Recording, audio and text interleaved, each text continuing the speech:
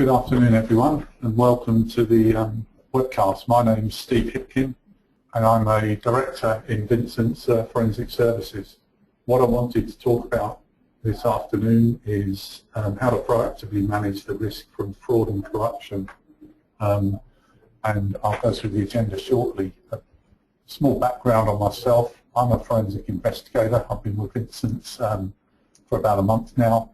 Prior to that, I spent 9 years with PwC working in Australia and Southeast Asia, predominantly Jakarta, Indonesia. And prior to that, I had an investigative background in telecommunications in Australia and the UK. And very, very originally, I was from the London Metropolitan Police. So that's a bit of an introduction on me. What I wanted to do was walk through the agenda of today's presentation.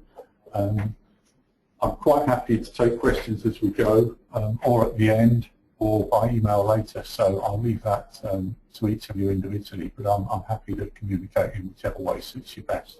So the agenda for today's session, first of all, we'll look briefly at the global threat of economic crime, and that's some survey results on predominant crime and fraud and economic threats.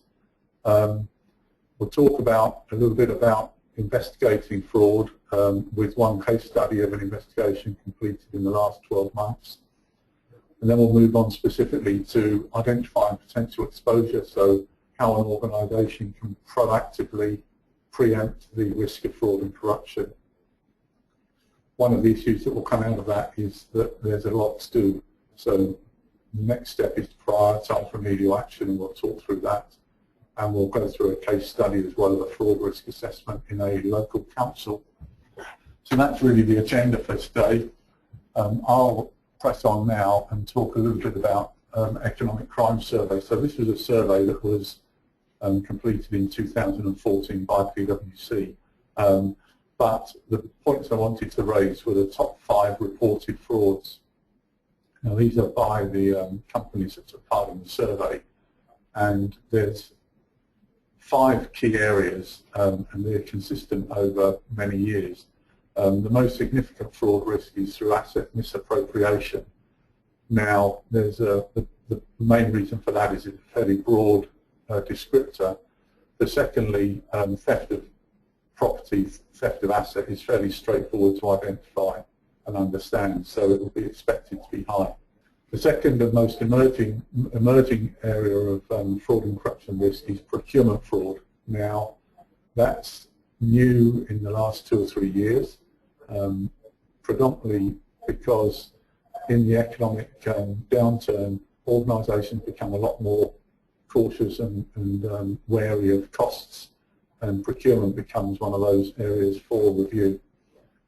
Fraud within the procurement cycle can be at any point from start to finish, so pre-tendering all the way through to post-tendering. And some examples of that may be pre-tendering would be collusive behaviour between tender management within the person putting the procurement process out and the suppliers, moving through to the post-tender where the product or the service is being delivered, and potentially fraud around invoicing or quality and collection of goods. Bribery and corruption, 25%, 24 to 27%, average 25% of companies had suffered bribery and corruption. Bribery and corruption is most significant a risk in organisations with a particular footprint. So if your organisation or your client is an Australian business with geographically remote operations, so oil and gas, mining, those types of things, then that heightens the risk. If you're from a high-risk industry, so again, construction, oil and gas, mining, then it can enhance the risk from bribery and corruption as well. And the third area that causes that area of risk would be around the ethical and governance standards within your company. So if they're strong, the risk reduces. If they're weak, then it increases. Cybercrime is particularly an emerging threat at the moment, especially given the upcoming G20 summit in In Brisbane, it's focusing a lot of the Queensland government departments on the importance of cyber security.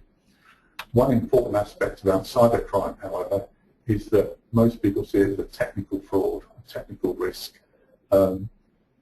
It's 50% that, but it's also a human aspect. So collusive behaviour, disclosure of sensitive information, sharing of passwords are all major incentives to commit cybercrime, and these are human HR type issues rather than traditional technology.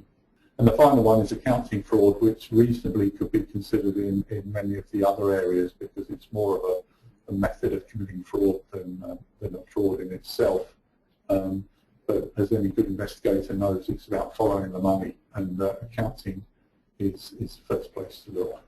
The second area around the management of fraud and corruption risk is what we call collateral effects. So historically, fraud risk had been measured in dollar value and really revenue figures. What the survey starts to show is there's a number of areas which fraud and corruption can impact within an organisation. And bear this in mind when you're looking at the significance of putting proactive controls in place within your business. So the two biggest ones there are employee morale and reputation brand. Now, the way I look at that is occasionally when we talk about fraud risk, we look at the financial losses, but also reputational loss is significant because in certain circumstances, reputational loss can be far outweigh the financial losses if the integrity of the company is called into question, for example. Employee morale is an interesting area and is increasingly important in the significance of fraud and corruption risk. A recent investigation I did around a whistleblowing allegation was an engineering manager in a large national construction company came forward as a whistleblower. I interviewed him and took his allegations, which we subsequently investigated. To cut a long story short, the person identified as the perpetrator by the engineering manager was interviewed and subsequently suspended. However, due to some loopholes within the HR policies within the organisation, they were returned to work. And I met the informed employee about 3 months later, and the point they raised to me was that the devastating effect it had had of someone who was known to have committed a fraud. The evidence was there to support it, returning to work with a smile on their face. So there's an issue around how you manage fraud and corruption investigations and how you deal with employee morale as well. So how do you recognise fraud? It's a little bit of a fallacy to say that you can stumble across it. Yes, it does happen occasionally. However, that's like looking for a needle in a haystack, and it's a very rare position. Audit processes, payment controls. We'll talk about that in the fraud risk management, but proactively monitoring high-risk policies, high-risk processes is a smart way of looking proactively for the risk of fraud and corruption. Likewise, policy and procedure adherence. Just because policies aren't being followed doesn't mean to say that automatically there's fraud and corruption risk. What it does mean is there's a red flag to say if policy isn't being followed, it's there for a reason. What is the reason it's not being followed? Very sales-focused identification of fraud is monitoring of commission and bonus schemes. And in my experience, high commissions and high bonus payments are for two reasons. One is that the person who's received them is doing an exceptionally good job.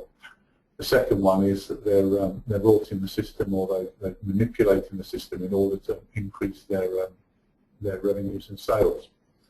Now, there's a reasonably straightforward way of checking that, as long as it is checked.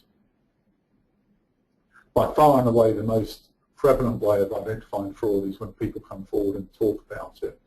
And an example of that not working would be the Queensland Health Tahitian Prince incident, where the activities and behaviours were so outrageous that a number of employees within the health service understood what was happening, but for one reason or other didn't come forward.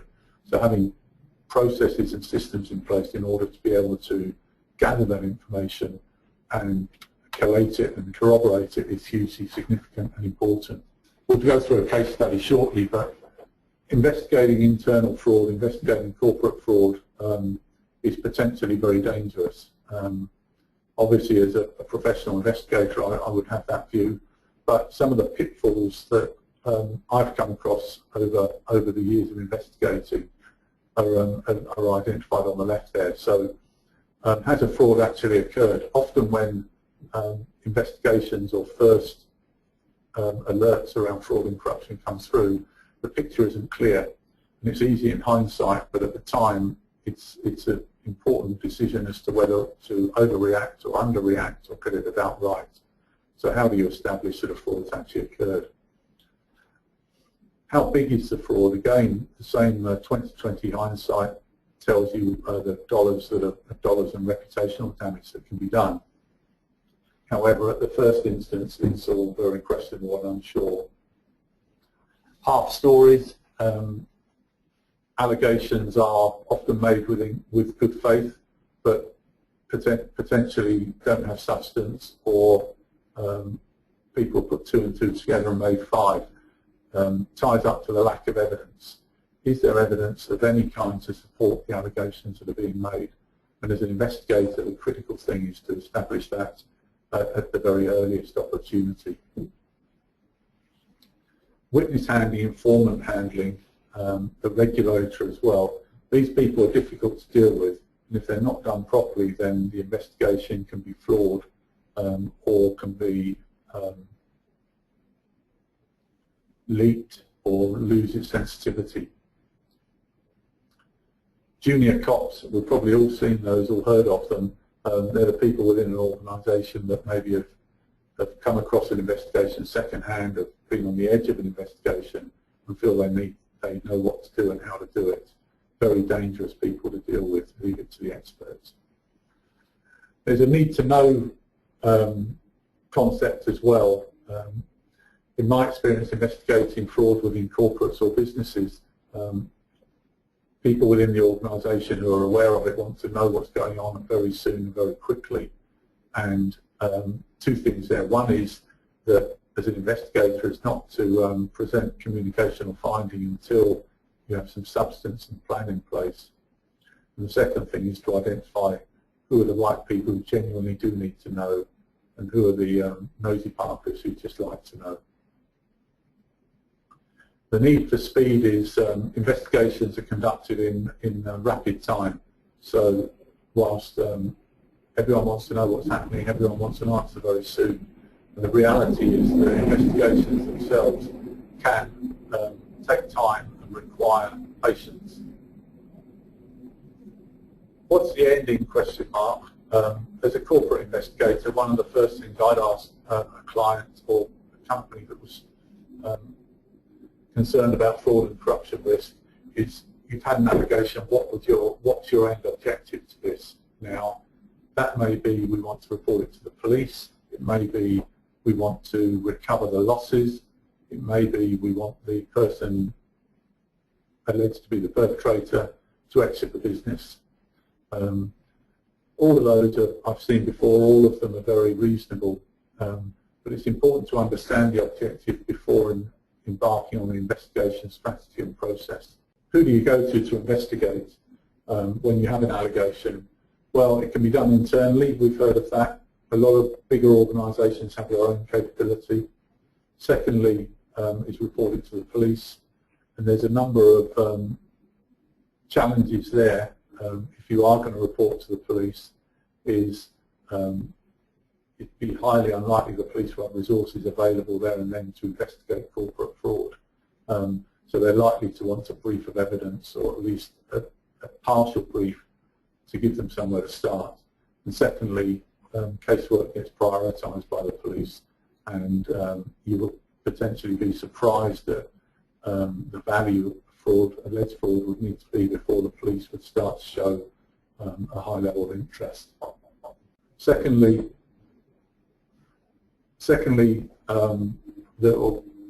with the police is that the fraud squads are very unavailable. So going through to the front office of a police station is a high-risk strategy. The regulator, those of you that may be involved in regulatory industries, the regulator may mandate certain activities to be undertaken, and using a proper investigative process and investigative methodology is a way to satisfy the regulator. The fourth person to go to are the forensic investigators, people like ourselves. So we'll come on to the case study shortly, and then we'll move on to the fraud risk assessment. Investigating corporate fraud, I'd call it the devil is in the detail. So one of the pitfalls around this is that whilst 80% of a fraud may be obvious and clear, it's the 20% extra that's critical to get to a point where you can resolve it through disciplinary action, reporting to the police, or recovery of funds. An example on this screen is around theft. So people understand theft when things go missing, people have suspicions about who may have done it, but there's 5 points to proving a theft. You prove dishonesty, you prove that something's been taken, you prove that something existed to be taken, you show an intent to the person who took it, and a permanence by the person who took it to deprive the owner of it. So we could spend 3 or 4 hours on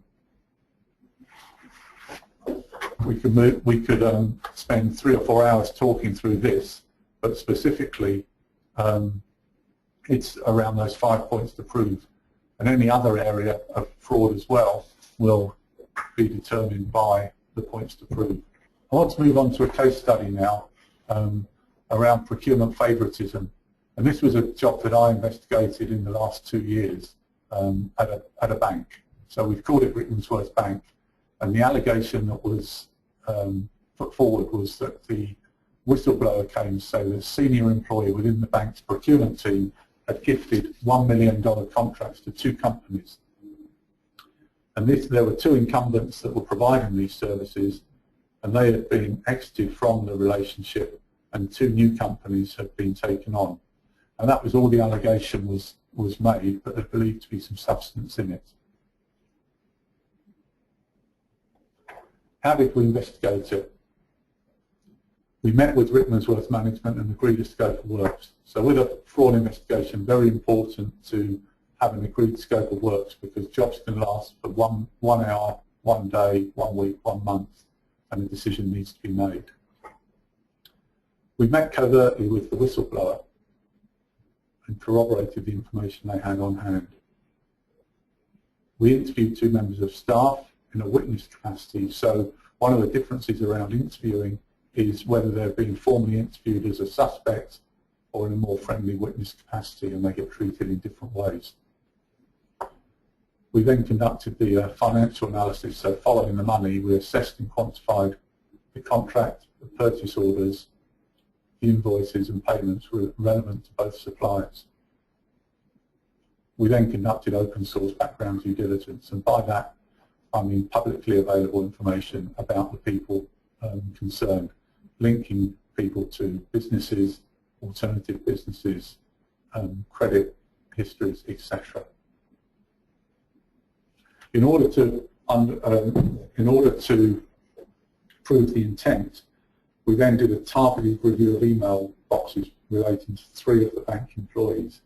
Now that was really critical, because by doing it targeted, so putting word searches, name terms in, we were able to identify communications of a non-business nature, and they certainly became prevalent, and they became clear to see. So one of the people in particular had what we would call a non-arm's length relationship with one of the new suppliers, so far so that they were designing logos for the new business and advising the provider on competitive prices that other tenderers had put in. And that came through the email review and analysis. We formally interviewed the procurement manager and the procurement director.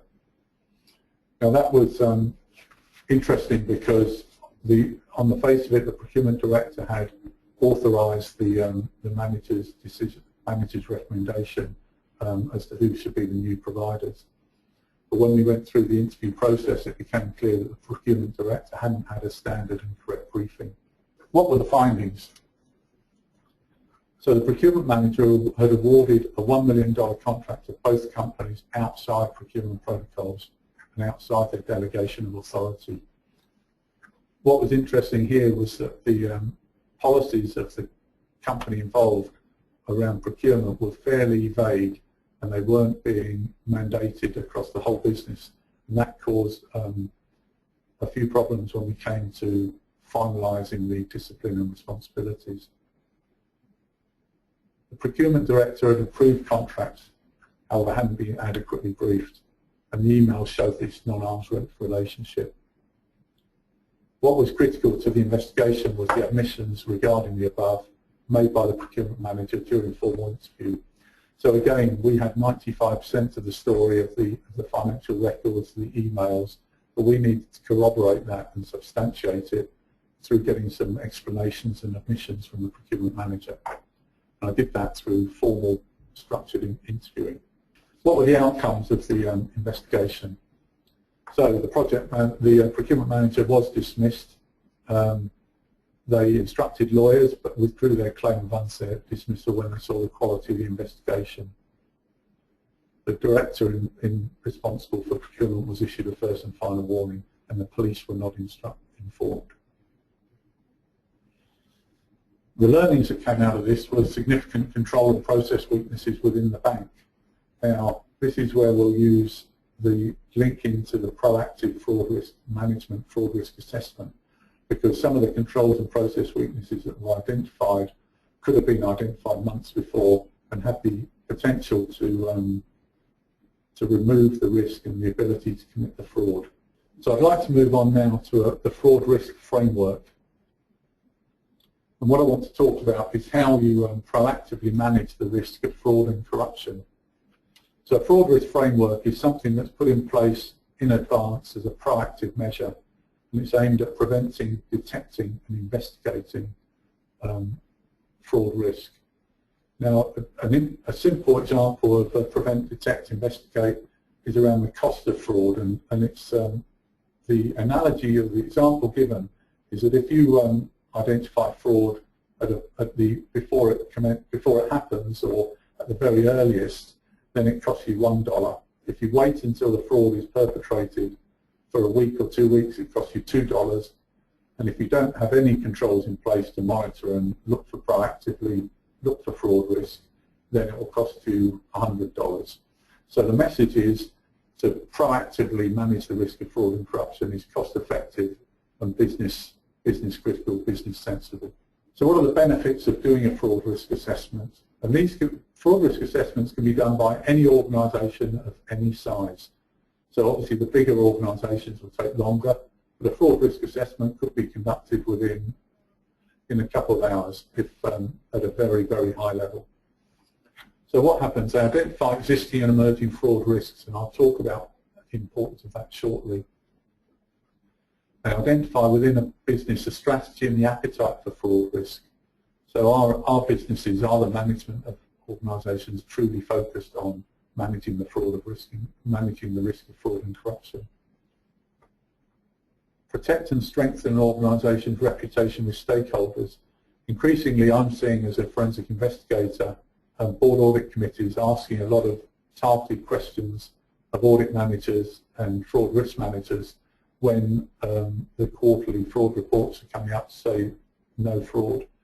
Not these days, people want to see positive proof that there is no fraud in the business. It's not just that it isn't being found or hasn't been identified. And it builds confidence in an organisation. So the approach to managing the risk is, first of all, to understand what an organisation is doing at the current time, the as-is fraud control environment.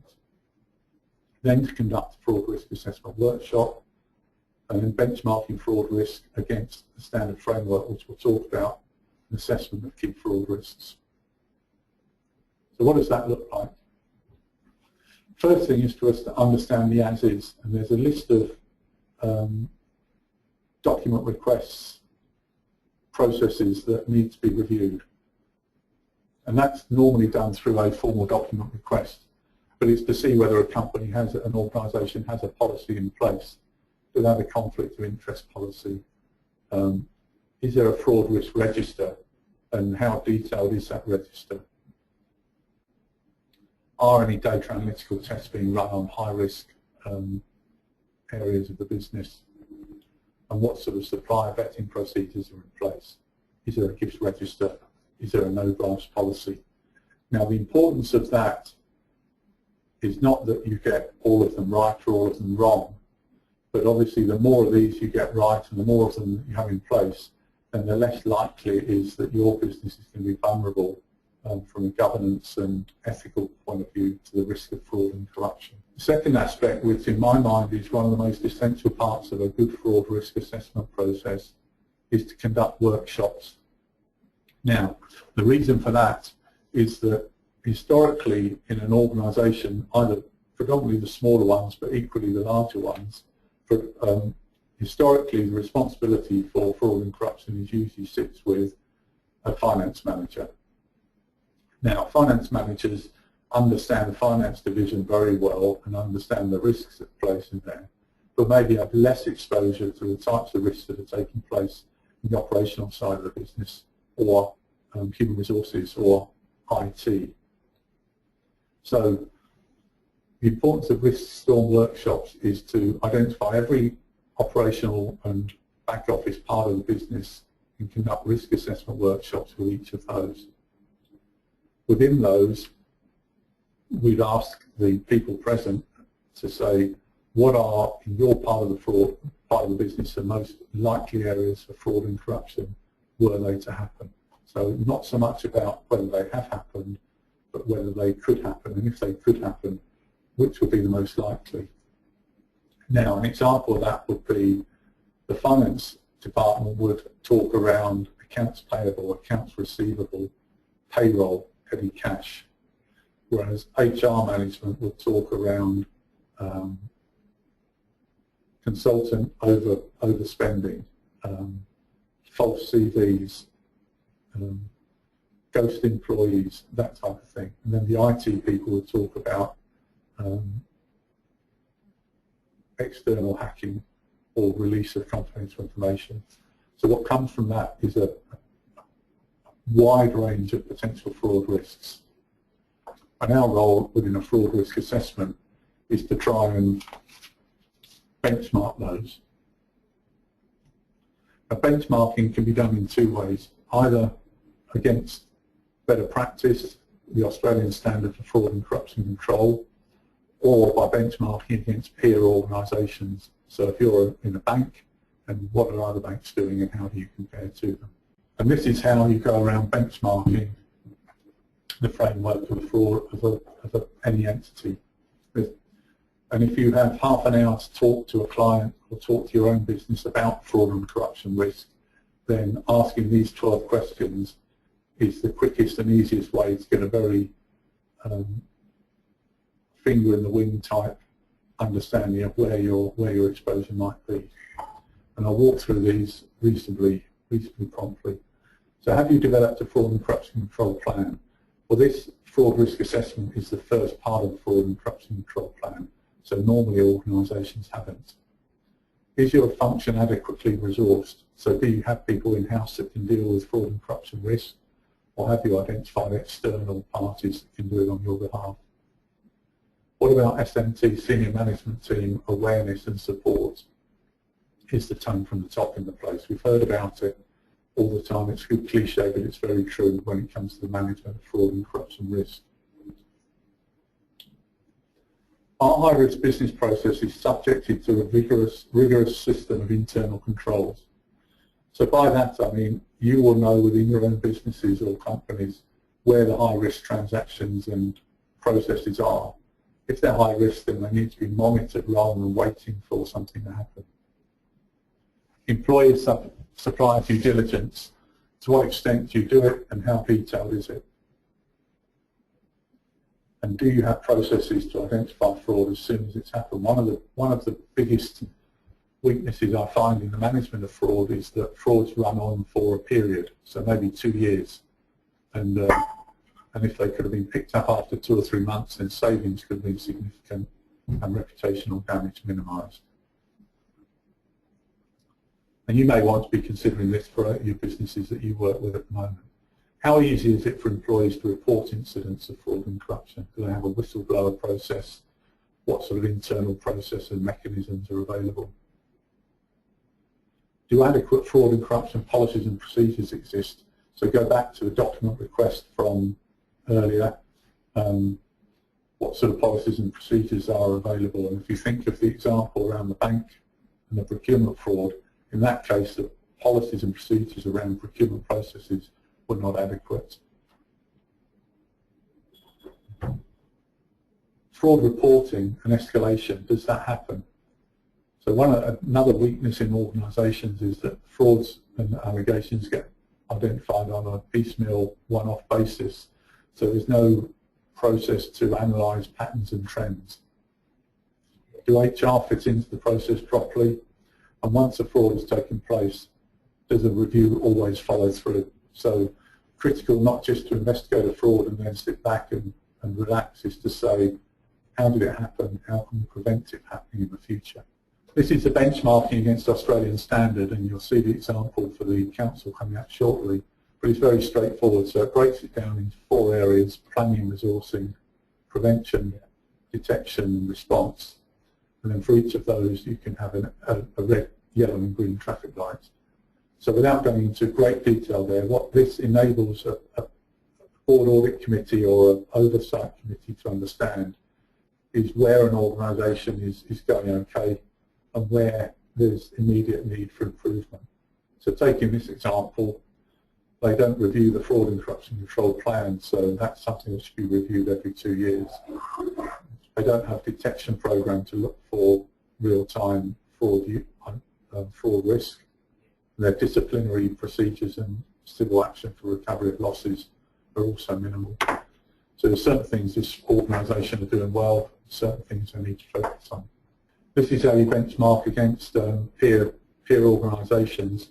So the same subject areas as the 23, 24 within the traffic light chart, but this time on a spider graph, and you can see that the domestic peers are the blue, dark blue outer ring, and this example here, generally the company being reviewed is not up to scratch with its peers.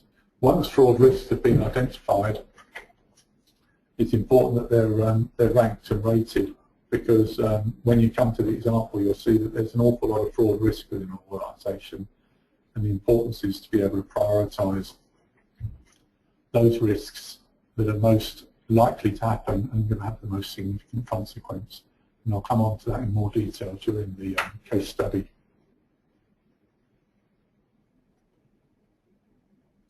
So I've been through the methodology. What I want to do now is talk about a fraud risk assessment that I conducted for a regional council in Queensland. And as you can see, we went through the standard suite of reviews and assessments. And I'll talk through how that happened. So, having met with about 6 different business units within the council, so operations, finance, maintenance, IT, HR, I identified 15 generic areas of fraud risk. It's what we call a taxonomy of fraud, a fingerprint of the fraud risk that the council faced. Now, this is not to say that this is fraud that's happening all the time, but through review of policies and procedures, review of the workshops, and questions and answers with key business users, we came up with 15 areas of fraud risk. Now, the powerful aspect of something like this is it's not the consultant, the forensic specialist that comes up with this. This is information that was provided by the council's own people and their own belief. So these are what we call inherent fraud risks. So fraud risks that are in place irrespective of controls. And you'll see that some of them seem obvious: payroll, cash handling. Others, land disposal acquisition, were less clear at this point. So this is a summary of 15, but behind the 15 grouped up fraud risks would be 40 or 50 sub-risks that are built into each of these higher level areas, which we'll talk about. So the taxonomy of fraud, so there are 35 different types of fraud were identified. They were bundled into the 12 identified areas. So what we've got here are specific areas of fraud risk, and I've highlighted finance-related fraud and contractor fraud. So within finance, which was a meeting with the finance director and the finance team, they identified about half a dozen to 8 specific financial fraud risks. So for example, the ones that are listed here, accounts receivable fraud through authorised changes to debtor invoicing, raising debtors using personal bank details, so people within the council changing debtor details to their own bank accounts, changes to bank file transfer after payment run for personal gain. Now that's something that would not normally be expected, but someone within that meeting said this is possible, and I'll talk about how you address that shortly. But as you can see, there's 8 or 9 specific frauds that build into finance-related fraud. And the other example we're giving you, a contractor fraud, is payment for non-existing work or work not performed, illegal kickbacks, favouritism shown to consultants and contractors, and inappropriate contracting of promoters. So this fraud risk heat map brings together the 12 identified areas. And what's interesting is there was 35 sub-frauds, 12 areas, and the council now have to consider what do they address in what order. So in partnership with each of the meetings that took place, we ranked the risks on that table, and you can see that it's ranked by likelihood of something happening. So it's a likelihood minor or major, and then if it does happen, what's the consequence? And you'll see that the areas of most significant risk should be in the top right-hand corner. So by far and away, the most significant fraud risk in this council example was contractor fraud. High likelihood of happening and a significant consequence, either dollar value or reputational, if it does happen. Look at the other end, long-standing contracts and services, the number 6, which is in the bottom left-hand corner. So by that was raised by a couple of people who said the council have got these contracts that have been in place for lawn cutting, delivery of milk, for example, that have been in place for 15 years. The contracts have now been tested and they roll over year on year, so there's blasé or casualness about it. But when we compared that fraud risk to all of the other fraud risks, we saw that the likelihood of it happening was minor, and the consequence, either reputation or revenue, was minor as well. So it sits there in the bottom with a low likelihood and a low consequence. The significance of a fraud risk heat map is that you can prioritise where you address your future work. So when we talked about inherent fraud risks, these are inherent fraud risks, so they're fraud risks that haven't taken into account controls. So the next step for council is to test the controls around number 2, contractor fraud, and then potentially, if you were to take the next one, would be land disposal and acquisitions, which was 1, relatively low likelihood, relatively high consequence. And this shows the comparison against the Australian standard with the traffic light chart. So in summary, proactive fraud risk management. Bear in mind, fraud and corruption can impact operations, not only financial, but also reputational and operational. The disruptions to day-to-day business can be quite significant. Investigations should be conducted by qualified and experienced specialists, and they should address the risk while the heat is off. So by that I mean the best time to conduct a fraud risk assessment is when you don't have fraud. Now, it may seem a bit foolish to say that, or straightforward and obvious, but the reality is that most organisations wait until they've had a significant fraud before they start addressing these proactive issues. Structured approach to the management of fraud enables a balanced and proportional approach. So you see that by the heat map here, A balanced approach enables you to pick and choose where you address and what you put your funds towards. And whilst fraud and corruption can't be totally eradicated, its impact can be minimised. So I've been asked before now, can we have a zero tolerance to fraud? Yes, you can have a zero tolerance to fraud, but you have to expect that fraud is a risk of happening. And this approach is a method for minimising that, that possibility of fraud risk. So that concludes my presentation this afternoon. I hope you found it interesting. If you've got questions around either investigating business and corporate fraud or putting in place proactive controls to reduce and minimise fraud, then please let me know. I'm contactable by landline there, by mobile or by email, and I'd welcome some communication from you. So with that, I'll end my presentation, and I'll thank you for taking part.